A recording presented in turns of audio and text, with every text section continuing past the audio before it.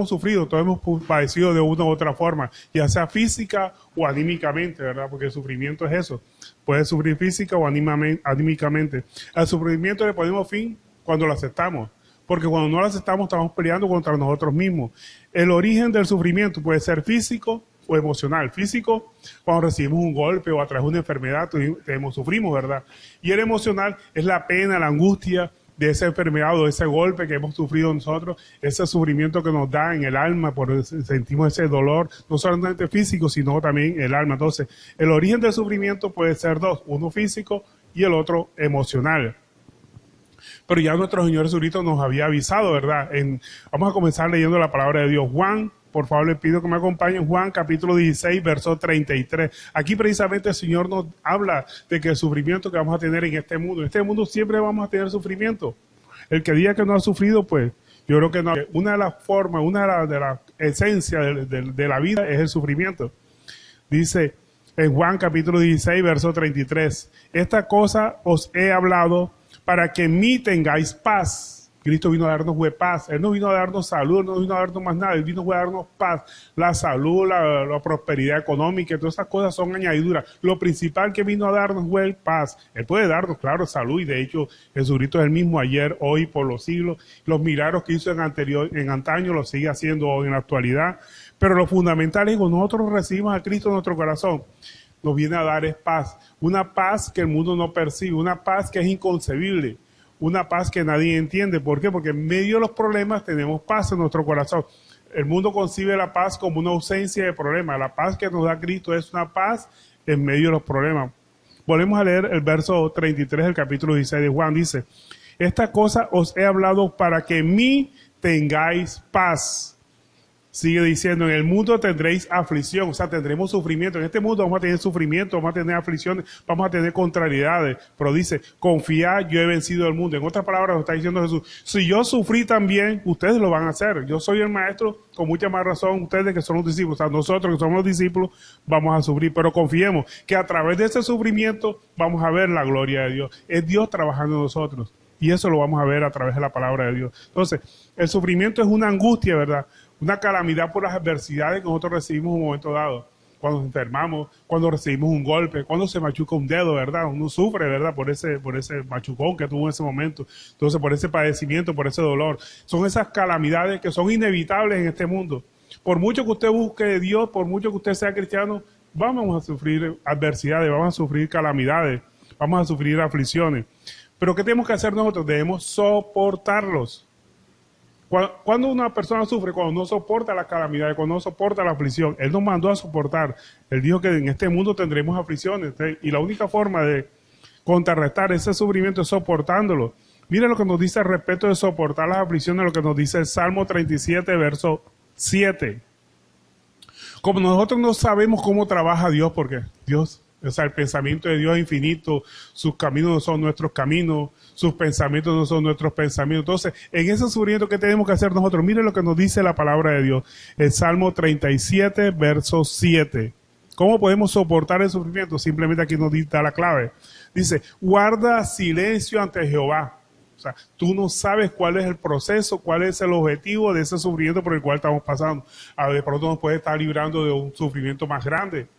O con la pérdida o muerte de un familiar, pues Dios necesita llevárselo. ¿Por qué? Porque está protegiéndolo de algo peor, que es la pérdida de la salvación.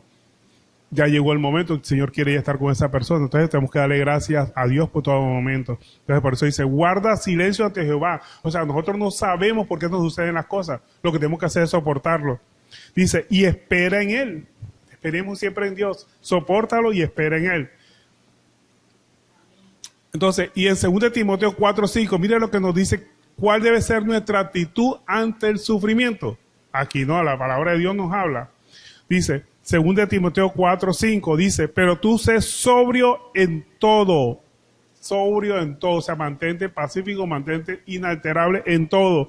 Soporta las aflicciones, o sea, soporta el dolor, soporta las aflicciones, soporta el sufrimiento, soporta las calamidades que son inevitables, las aflicciones, sopórtalas, dice. Haz la obra evangelista, cumple tu ministerio. O sea, no importa la aflicción que nos esté dando, nos está llegando en un momento dado, sigamos adelante en nuestra labor, la labor que Dios nos ha encomendado, que es de predicar el evangelio. y hallaremos paz, que es lo esencial, porque a pesar de que vamos a tener aflicciones, con Cristo tendremos paz, y esa paz nos va a dar fortaleza para sobrellevar el dolor que nos puede dar la aflicción en un momento dado. Y entender que estas aflicciones pueden ser castigo de Dios, no sabemos, o una forma de corregirnos Dios, porque Dios es el que ama, corrige, el que ama, castiga. Entonces, no entendemos qué está sucediendo, simplemente soportemos y aceptemos con gallardía la situación por la que estemos pasando. Inclusive en Proverbios 3:11 nos lo confirma, que tenemos que guardar silencio ante Dios. Mira lo que nos dice Proverbios capítulo 3, verso 11. Dice: no menosprecie, hijo mío, el castigo de Dios. O sea, como nosotros no sabemos si es castigo, si es corrección, ¿qué está haciendo Dios? No sabemos. Entonces dice: ni te fatigues, o sea, no te enojes de su corrección, porque Jehová es el al que ama, castiga, como el padre al hijo a quien corrige. Imagínese usted un niño que está viendo televisión hasta tarde y el papá le quita el televisor, le quita el juego, simplemente para corregirlo, para que estudie estas cosas. De pronto el hijo se va a sentir resentido con el papá, ¿verdad? Pero entiende lo que está sucediendo. Pero a veces nosotros no entendemos porque no vemos la disposición de nuestro Padre Celestial. Entonces, ¿qué tenemos que hacer nosotros? Guardar silencio, soportar el castigo o la reprimenda que nos están dando a través de una situación adversa a nuestra vida. Tenemos que soportarlo y agradecerle a Dios, porque solamente el Padre al que ama corrige. O sea, a las ovejas de él las corrige. A las que son cabritas, por así decirlo, pues terminan estrellándose ellas solas. Pero Dios es el que ama, corrige, y esa es la corrección del Señor. Nosotros no sabemos cómo actúa Él, y como no sabemos cómo actuar, tenemos que guardar silencio, soportar la aflicción, no irle a reclamar a Dios. Yo he oído muchas personas que le reclaman a Dios: Señor, yo soy tuyo, soy cristiano, porque estoy padeciendo por esta situación. Eso es una tentación contra Dios. Por eso la palabra de Dios dice: no tentarás a tu Dios. Que porque yo soy cristiano, porque yo soy evangelista, porque yo soy predicador, porque soy pastor, no debo pasar por el sufrimiento. Mentira. Todos debemos pasar, tenemos que pasar por el sufrimiento. Jesús lo dijo, ¿verdad? En el mundo tendréis aflicción. Y eso se lo está diciendo a todas las personas. Está diciendo: pero confiad, yo he vencido al mundo. O sea, Él pasó por sufrimiento confiando en el Padre Celestial, y al final tuvo la gloria. También nos va a suceder a nosotros. Vamos a pasar por sufrimiento, ya sea pérdida familiar, enfermedades, molestias, calamidades, adversidades, que son inevitables todas estas circunstancias. Tenemos que soportarlo con la mirada puesta en Cristo. Por eso dice Jesucristo: sin mí nada podéis hacer. Solamente con la mirada puesta en Cristo podemos soportar las aflicciones, las calamidades.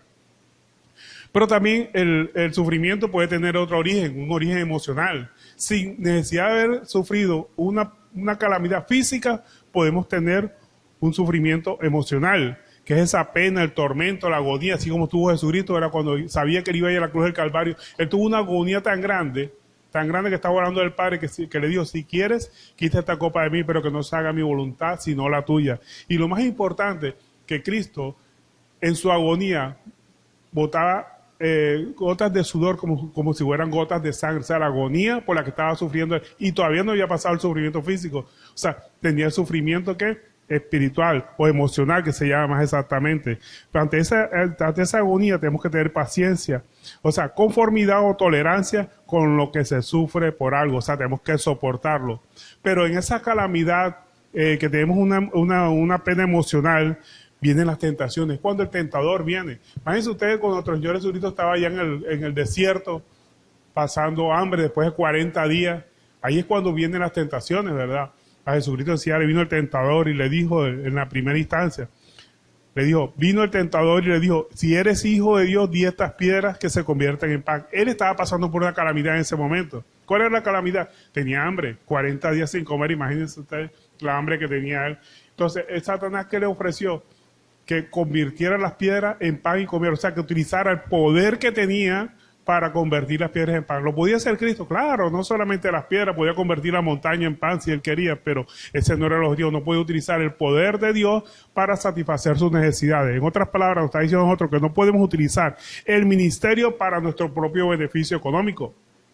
El ministerio que Dios nos da a Dios no es para nuestro beneficio, es para el beneficio de Dios, para buscar almas para Él, no para satisfacer nuestras necesidades ni para enriquecernos. El ministerio que Dios nos ha dado es para llevar almas a los pies de Cristo, y por eso Cristo no utilizó nunca su poder para convertir las piedras en pan, porque al contrario sería utilizar ese poder, ese ministerio que tenía, para su propia satisfacción, para su propio beneficio. Eso va contrario. Eso es una tentación grande a la cual Jesús obviamente rechazó. También esos momentos de calamidades, dice la palabra de Dios en Mateo 4:5, dice, entonces el diablo le llevó a la santa ciudad y lo puso sobre el pináculo y le dijo, si eres hijo de Dios, échate abajo porque esto está, a sus ángeles mandará para que tu pie no tropiece en piedra. Y obviamente eso es cierto, eso lo dice Salmo 91, pero mal interpretado. ¿Por qué? Porque esa situación de riesgo solamente Dios nos protege cuando nosotros no la hemos buscado. Eso significaría tentar a Dios.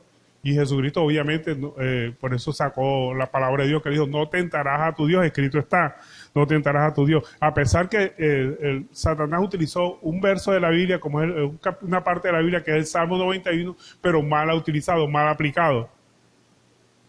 Jesucristo lo rebatió en sí con la misma palabra diciéndole, no tentarás a tu Dios. Y enseguida también vino el tentador y le dijo otra vez, y le llevó el diablo a un monte muy alto y le mostró todos los reinos del mundo y la gloria de ellos, y le dijo, todo esto te darás si postrados me adorares.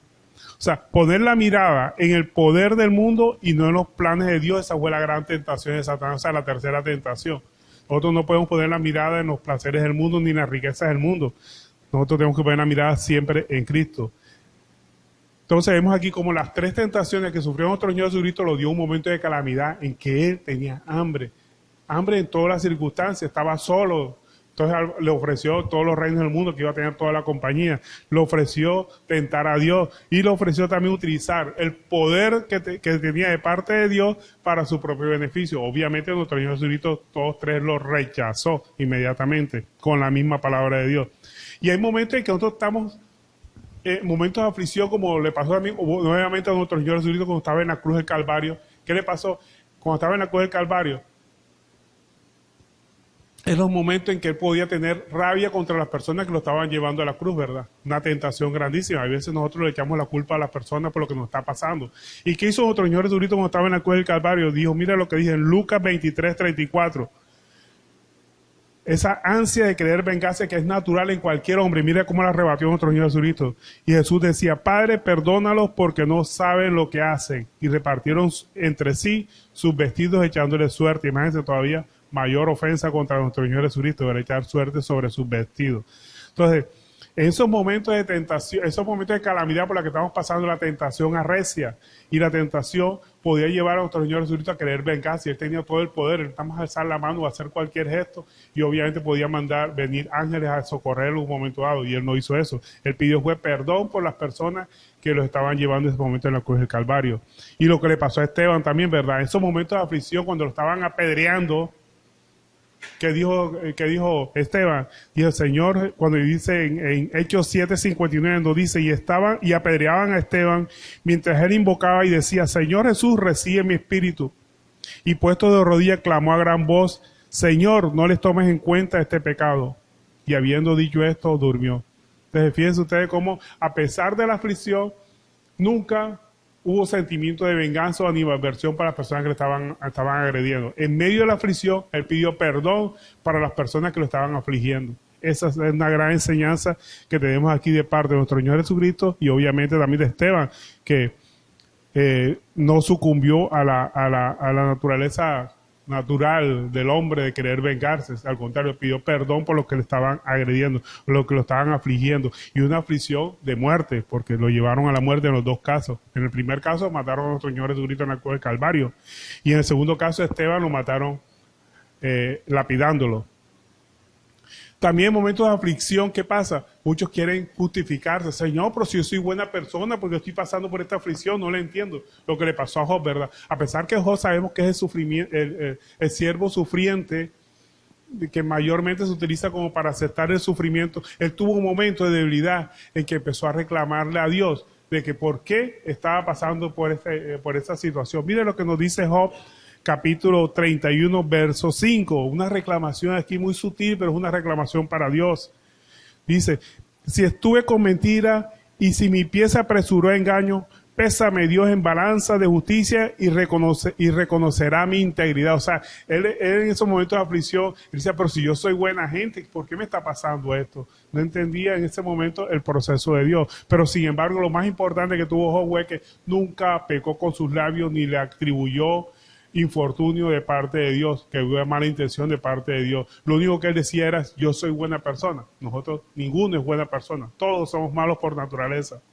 Solamente Dios es bueno. Así mismo dijo Jesucristo, ¿verdad? El único bueno es Dios. Pero cuando Jesucristo dijo el único bueno es Dios, se refería a aquella persona que le preguntaba, le decía a Jesús, maestro bueno, o sea, no lo reconocía como Dios. Y como no lo reconocía como Dios, dice, bueno, ¿y tú por qué me llamas a mí bueno? Solamente bueno es Dios. O sea, porque no había reconocido a Jesús como Dios. Pero si nosotros reconocemos a Jesús como Dios, sabemos que Jesús también era bueno. ¿Amén? Entonces, en medio de la aflicción nosotros no podemos ni justificarnos ni ceder a las tentaciones.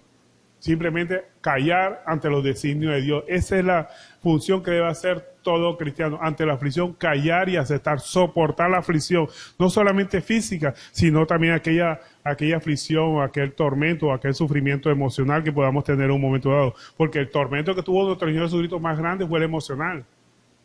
Obviamente que el físico también, estar en la cruz del Calvario por el emocional. Imagínate que botaba sudor como gotas de sangre. Esa tormento que él tenía en ese momento fue grande. Fue un momento de gran sufrimiento de parte de Jesús, sin tener sufrimiento físico, tener el sufrimiento emocional antes de llegar a la cruz del Calvario. Antes de la cruz del Calvario. Entonces, también en momento dado, de ese momento de aflicción también, cuando antes de que llegara Jesús a la cruz del Calvario, llegó también otra tentación para nuestro Señor Jesucristo. ¿De parte de quién? De Pedro. Pedro le ofreció el camino fácil en la tentación, en los momentos antes del sufrimiento. Mire lo que nos dice Mateo 16, verso 21. Mateo 16, verso 21 dice, desde entonces comenzó Jesús a declarar a sus discípulos que le era necesario ir a Jerusalén y padecer mucho de los ancianos, de los principales sacerdotes y de los escribas y ser muerto y resucitar al tercer día. Y el verso 22 dice, entonces Pedro, tomando la parte, comenzó a reconvenirle diciendo, Señor, ten compasión de ti, en ninguna manera esto te acontezca.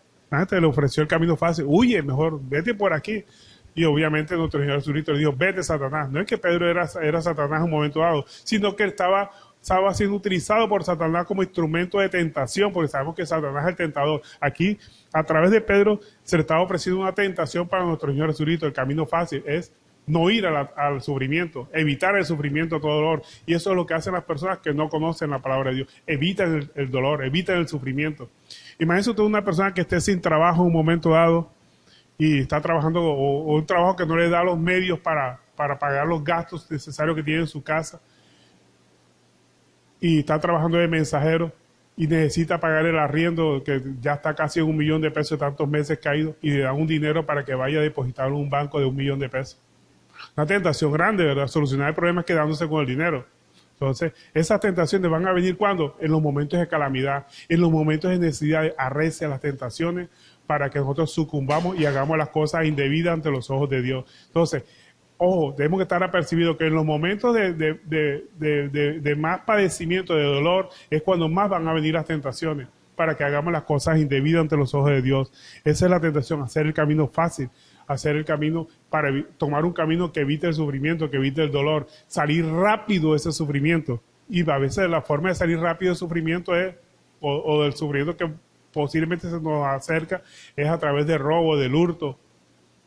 Tenemos que evitarlo en todo momento, aceptar la situación en la que estamos y obviamente rogarle a Dios que es nuestro proveedor verdadero es Dios, a él es el que tenemos que acudir en todo momento. Tenemos que aceptar el sufrimiento, así como Jesús aceptó la voluntad de su Padre. Mire lo que nos dice Lucas 22:41, y es las lágrimas de sangre, como gotas de sangre que Jesús tuvo antes de ir a la cruz del Calvario.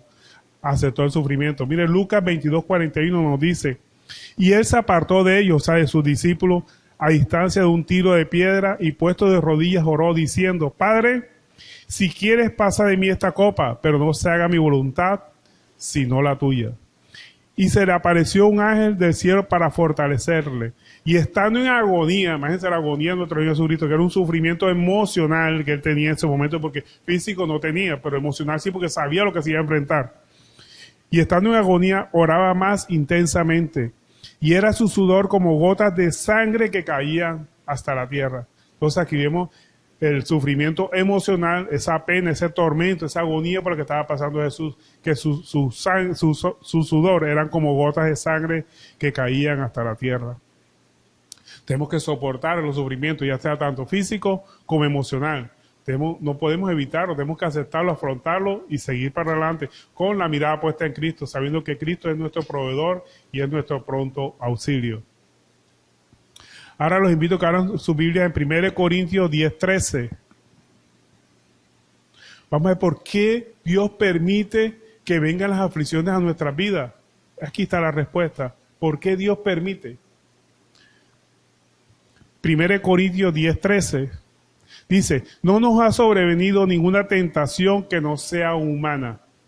Todas las tentaciones que nos vienen son humanas, o sea, no es algo sobrenatural que nos viene que no lo podemos hacer. No hay ninguna tentación, no ha habido ninguna tentación que no sea humana. Dice, pero fiel es Dios que no nos dejará ser tentados más de lo que podéis resistir, sino que también justamente con la tentación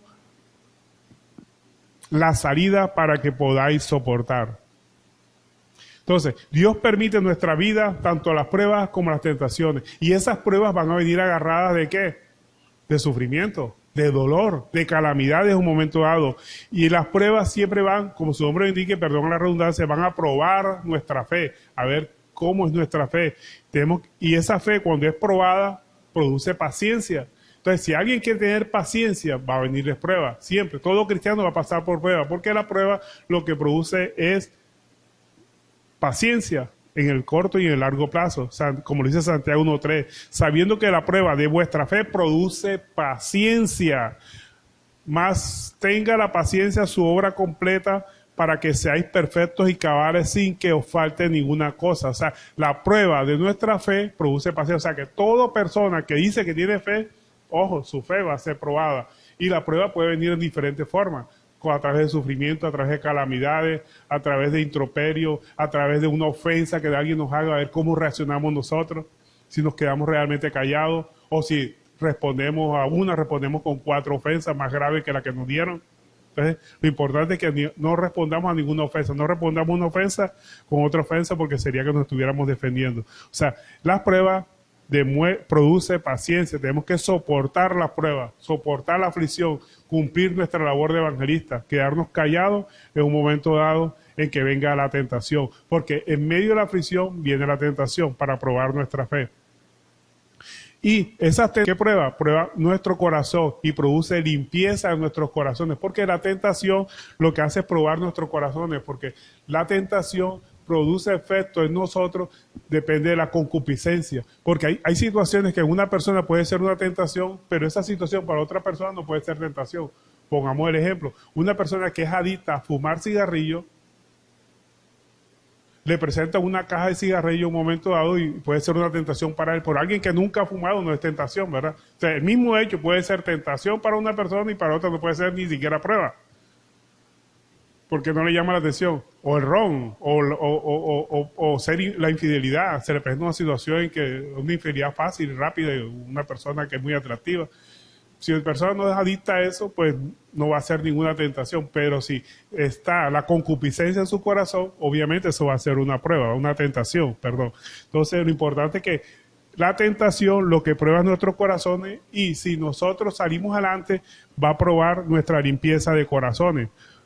¿Por qué? Porque así como usted se ha dado cuenta que el oro se prueba en el horno. La única forma de probar el oro es en el horno. Dicen que cuando cogen una pepita de oro en la cueva, ese oro viene sucio, viene con mucha tierra, viene con impureza. Y la única forma de sacar ese oro de esa impureza es metiéndolo en un horno. Y a través del horno las purezas se queman, se salen del oro y queda el oro limpio, perfecto.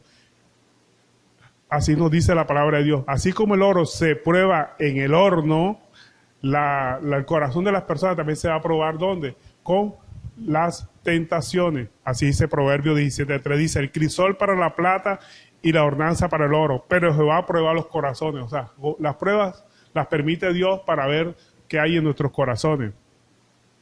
Pero las pruebas, las tentaciones no vienen de parte de Dios, no. Mire lo que nos dice Santiago 1:13.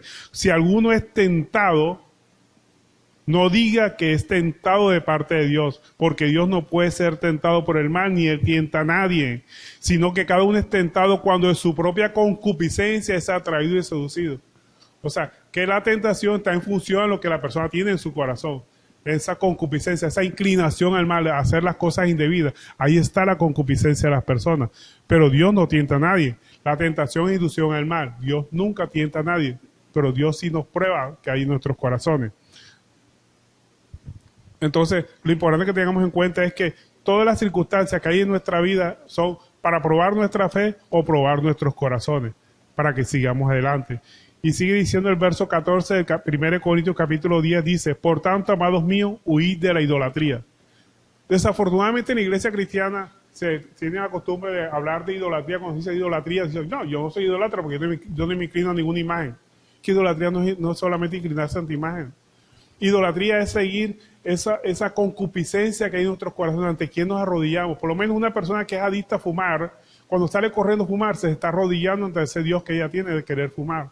Cuando es adicta al alcohol y sale corriendo a tomarse su botella de arroz, está rodeándose ante esa imagen que tiene, que es el alcohol, no sucumbe ante esa imagen. Si es adicto a la pornografía, si se pone a ver esas imágenes, está sucumbiendo ante esa idolatría que tiene, ante esa imagen que tiene proyectada en su mente. Entonces, hay muchas formas de ser idólatra. Entonces, lo único que el Señor nos dice, evitemos la idolatría en todo momento. ¿Cómo hacemos para evitar la idolatría? Evitemos los malos pensamientos, porque toda mala obra comienza con un mal pensamiento. Y evitemos las circunstancias que nos pueden llevar a la idolatría, a ceder a lo que hacíamos antes de conocer de Cristo, o esas pasiones escondidas que todos tenemos en un momento dado que nos pueden inclinar a hacer las cosas indebidas. Tenemos que evitar esos malos pensamientos, evitar las circunstancias que nos inciten a esa idolatría o que nos lleven a desarrollar o a poner en práctica la idolatría a la que nosotros sucumbíamos anteriormente. En 1 Corintios 4:5 nos dice, así que no juzguéis antes de tiempo hasta que venga el Señor, el cual aclarará también lo oculto y las tinieblas y manifestará las intenciones de los corazones y entonces cada uno recibirá su alabanza de parte de Dios. O sea que Dios utiliza las pruebas y permite que seamos tentados sin rebosar los límites de nuestra fuerza para liberarnos de la esclavitud del pecado. Entonces Dios permite tanto las pruebas como las tentaciones de nuestra vida para forjar un nuevo hombre en nosotros. Entonces, las pruebas y las tentaciones siempre van a venir en nuestra vida. Pero esas nos van a ayudar a ser mejores personas cada día. Porque ¿cómo podemos nosotros decir que ya somos obedientes a la palabra de Dios si no vienen circunstancias que nos impulsan a hacer lo que éramos antes? Entonces, siempre van a venir las malas ideas a nuestra cabeza para ver si nosotros sucumbimos ante ellas. Entonces tenemos que estar atentos y evitemos los malos pensamientos y las circunstancias que nos incitan a volver a los lugares idólatras en que antes estábamos. Y recuerden que idolatría no solamente es inclinarse ante un bulto, ante una imagen. Idolatría es sucumbir ante esos pensamientos malsanos que todas las personas tienen. Tenemos que desecharlos, tenemos que evitar esos pensamientos, evitar las circunstancias que nos incitan a llegar otra vez al campo idólatra en que estábamos anteriormente. Miremos lo que nos dice al respecto Mateo 11:28. Porque la persona cuando no conoce de Cristo está cansada, está cargada, reconoce que está haciendo las cosas malas, pero no encuentra forma de salir de ellas. Es una persona que está cansada, está cargada. Entonces mire lo que nos dice la palabra de Dios, cómo salir de esa situación en que nos encontremos momento dado que no sabemos cómo salir del pecado. Mateo 11:28 dice, venid a mí todos los que estéis trabajados y cargados, y yo os haré descansar. Llevad mi yugo sobre vosotros, y aprended de mí que soy manso y humilde de corazón, y hallaréis descanso para vuestras almas. Su yugo, aquí nos habla del yugo de Dios, que es su palabra, y la ayuda del Espíritu Santo. A través de esos yugos, que es su palabra y el Espíritu Santo, aprendemos a ser mansos y humildes de corazón. ¿Qué quiere decir la palabra manso de corazón? Una persona obediente, porque anteriormente éramos rebeldes a Dios. Entonces ahora somos mansos, o sea, manso es obediente. La mansedumbre se aprende ¿con qué? Muchas veces con un curso que le hacen a un proceso que se le hace a alguien o a un animal para llegar a quitar esa aspereza o esa rebeldía que anteriormente tiene. Como un caballo, era un caballo para conseguir que ese caballo sea manso, tiene que pasar por una cantidad de procesos para que esa persona, ese caballo, ese animal, termine obedeciendo a su amo. De la misma forma, nosotros tenemos que pasar por un proceso para poder aprender a ser manso de corazón y poder obedecer a nuestro amo, a nuestro Señor, que es nuestro Señor Jesucristo. Y humilde, el Señor quiere que nosotros seamos mansos, mansos para que seamos obedientes a Dios, porque anteriormente éramos rebeldes.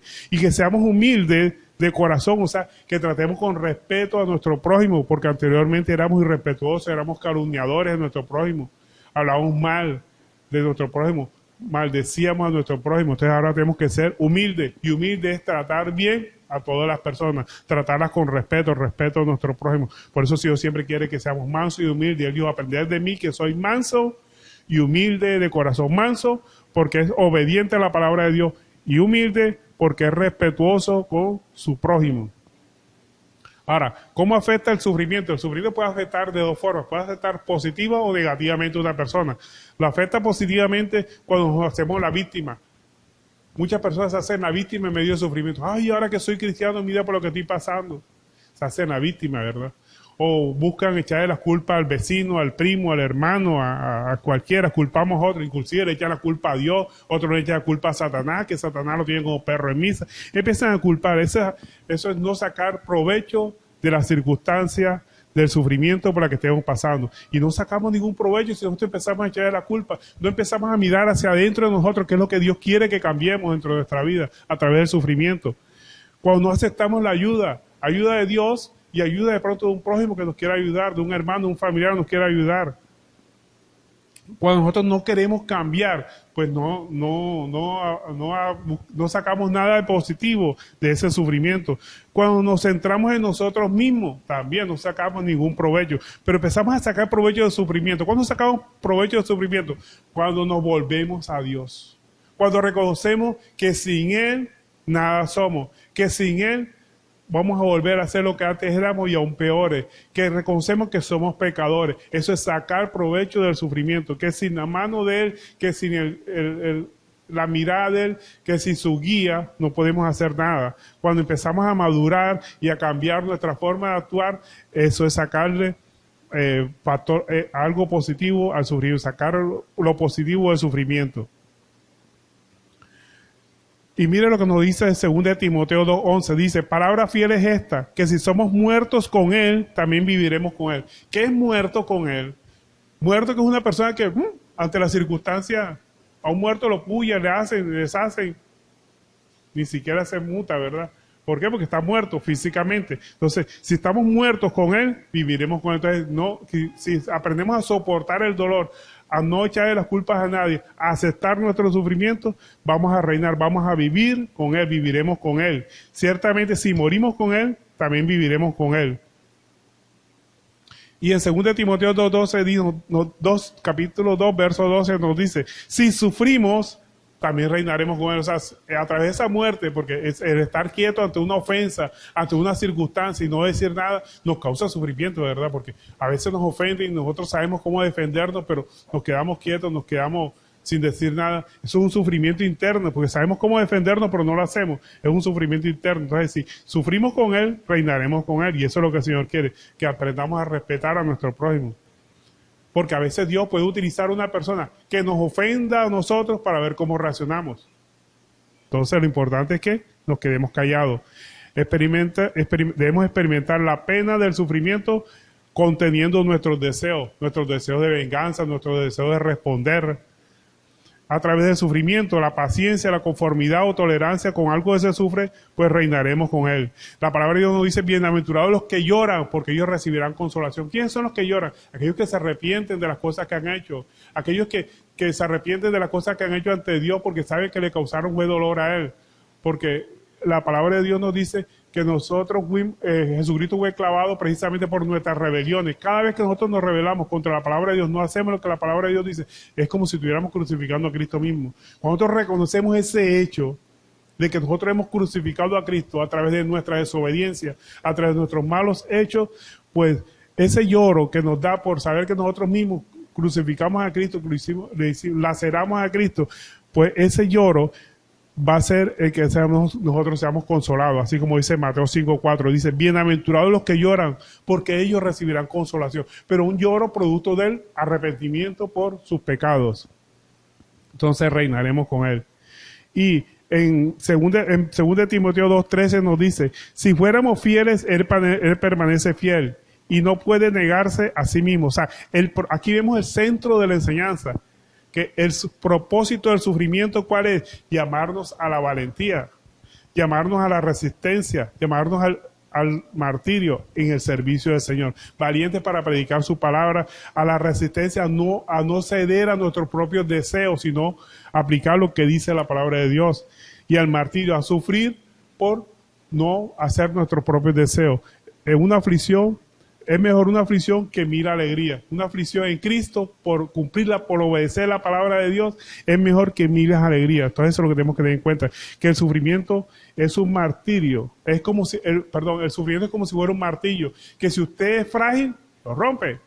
Pero si usted es de hierro conforme a la palabra de Dios, lo va a forjar en una nueva criatura. ¿Por qué? Porque el sufrimiento tiene una función que es hacernos mansos, o sea, obedientes a la palabra de Dios, sumisos, obedientes a la palabra de Dios y humildes, o sea, respetuosos con el prójimo. Ese es el objetivo básicamente del sufrimiento, cambiarnos a nosotros, para que dejemos de ser rebeldes y empecemos a ser mansos a la palabra de Dios, para que dejemos de ser irrespetuosos ante nuestro prójimo y empecemos a respetar a nuestro prójimo. Ese es el objetivo básico del sufrimiento a través de la palabra de Dios. Y cuando nosotros entendemos el objetivo del sufrimiento a través de la palabra que el Señor nos enseña, podemos nosotros quedarnos quietos en medio del sufrimiento y podemos inclusive hasta darle gracias a Dios porque es Dios trabajando en nosotros a través de esa situación aflictiva que tengamos un momento dado y que podemos tomarlo como prueba. Las pruebas y las tentaciones todas llevan un mismo camino, que es forjar en nosotros un nuevo hombre hecho a la altura del varón perfecto que es nuestro Señor Jesucristo, porque sigamos imitando a nuestro Señor Jesucristo, que es lo más importante. Ser mansos y humildes como Cristo lo era. Manso y humilde. Acuérdense de esa palabra. Tenemos que ser mansos. Mansos en obediencia a la palabra de Dios y humilde, que quiere decir que respetuosos con nuestro prójimo. Amén. Entonces aquí vemos la enseñanza sobre lo que es el sufrimiento a través de la palabra de Dios.